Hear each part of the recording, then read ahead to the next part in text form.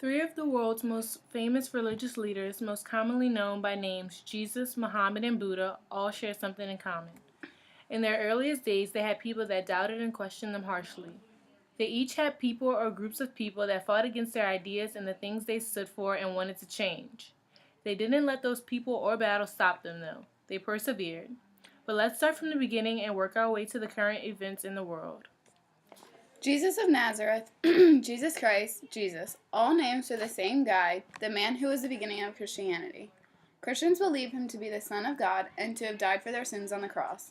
It's written in Matthew chapter 1 verse 1, Joseph, do not be afraid to take Mary as your wife, for the child conceived in her is from the Holy Spirit. She will bear a son, and you are to name him Jesus, for he will save his people from their sins. Jesus was born in Bethlehem in a manger, according to Luke chapter 2 verse 2. And she gave birth to her firstborn son, and wrapped him in bands of cloth, and laid him in a manger. Like most historical accounts, there are different versions of his birth, and we can't be entirely sure which is accurate, since we're just going off the various accounts written by Luke, John, Mark, Matthew, and others. But most of the stories do suggest that it was predicted that Jesus would be special and be an important figure in the future. Jesus was born and raised a Jew, so it was natural when he started spending time at the temple. The more time he spent there, the more he realized that he didn't entirely agree with the religion. This questioning of faith was why some Jews started to turn their backs on him and frustration started to appear. The high priest started to notice the tension and the disruption as well. So Pontius Pilate takes Jesus into the high priest's court where he is questioned and mocked and ultimately dragged out into the courtyard where he is mocked by the Jews who dislike him. After the mocking and Pontius asking the Jews what Jesus' consequences for him supposedly claiming to be king of the Jews should be, Jesus is sentenced to death by crucifixion.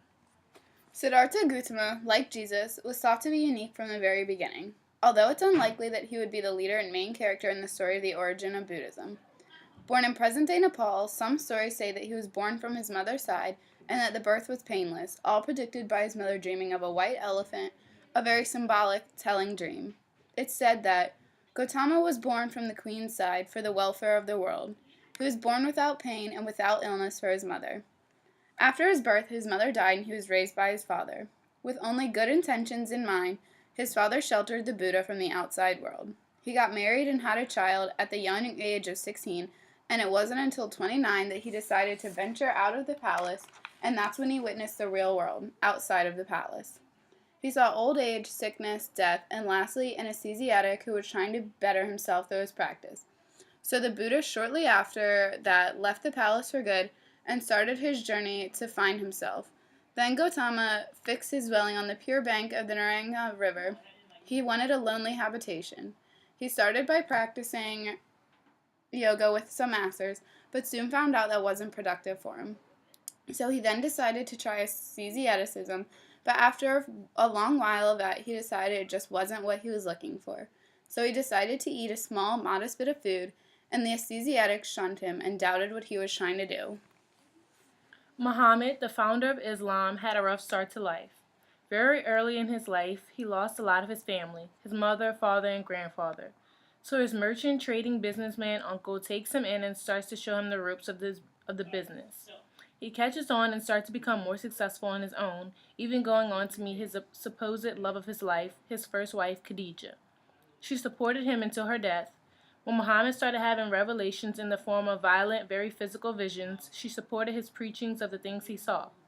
Muhammad is said to have received these revelations and knowing they were from a higher priest, because one of the first things he received a message is said, he does not speak out of his own fancy. This is an inspired revelation. He is taught by one who is powerful and mighty. His fellow merchants soon turn on him, though, one of the many oppositions he faced. When these merchants decided to go against him, he flees from Mecca to Medina. But we can tell from the writings in the Quran, the holy book of Islam, that Muhammad was aware of the threatening groups and was only concerned with how they would flare religiously. In the Quran it's written, "Believers, let neither your riches nor your children beguile you from God's remembrance. Those that forget him shall forfeit all." A common theme between all of these leaders is that despite the opposition they faced from various groups, they also had loyal supporters and devoted members of their up-and-coming religions. Jesus had 12 disciples. Muhammad had his uncle, his wife, and his very first followers who helped him fight in many battles, moved with him through his journey, and supported his visions. These people were called the companions of Prophet Muhammad. Buddha was in solitary the first chunk of his journey, but once he found enlightenment, reached nirvana, and started to spread his peaceful message, he started to gain followers from his town as well as existing monks. Just because these leaders started to gain some sort of support doesn't mean they weren't faced with enemies as well. Jesus faced a betrayal from one of his own companions, Judas, who turned him in, and then Peter, who denied knowing Jesus at all, just as Jesus himself would predict happen. In Matthew 26, it's written, "A servant girl came to Peter and said, 'You also were with Jesus the Galilean.' But he denied it before all of them, saying, 'I do not know what you are talking about.'" And that is only one of the instances where Jesus is betrayed by people that were once on his side. He's also betrayed by the Jews, people of his own religion. It's written in John 18, Pontius went out to the Jews again and told them, "I find no case against him, but you have a custom that I release someone for you at the Passover. Do you want me to release for you the king of the Jews?" They shouted in reply, "Not this man, but Barabbas." And with that, Jesus' fate was sealed. Muhammad faced excessive amounts of adversity while trying to grow Islam. Some didn't believe that he was having these revelations, others thought that he was a threat to already existing beliefs in the area. Because of these things, he fought in the battle against the Quraysh in Badr, where the much larger army of the Quraysh fought the very small army of Muslims. Miraculously, the Muslims defeated them. The Quraysh didn't give up though. They fought again in the Battle of Uhud, where Muhammad was injured and almost left for dead. The Quraysh and Jews thought that was the end of Muhammad, and the Jews encouraged the Quraysh to take over Medina. Though Buddha never faced such violent enemies, he did have doubters that thought he was foolish for trying to reach nirvana in his own ways instead of what was known as the typical ways. His biggest group of opposers were the group of ascetics who he originally left. The Buddha thought, "This is not the way to passionlessness, nor to perfect knowledge, nor to liberation. That was certainly the true way that I found at the root of the rose apple tree. But that cannot be attained by one who has lost his strength." They shunned him and encouraged others to do the same for abandoning his practice.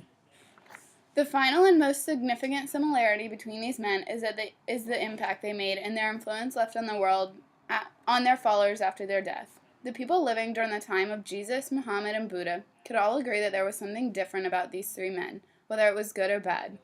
But not everyone predicted them to be as influential as they are to so many people today. Jesus left behind the New Testament, a book recording the life and teachings of Jesus, which his followers used as a source to justify or explain their beliefs and rituals. He left behind various branches of Christianity, like Catholicism, the faith, and practice of the Roman Church. Because of the controversy Jesus created with his new beliefs and teachings, he also left behind turbulence with politics.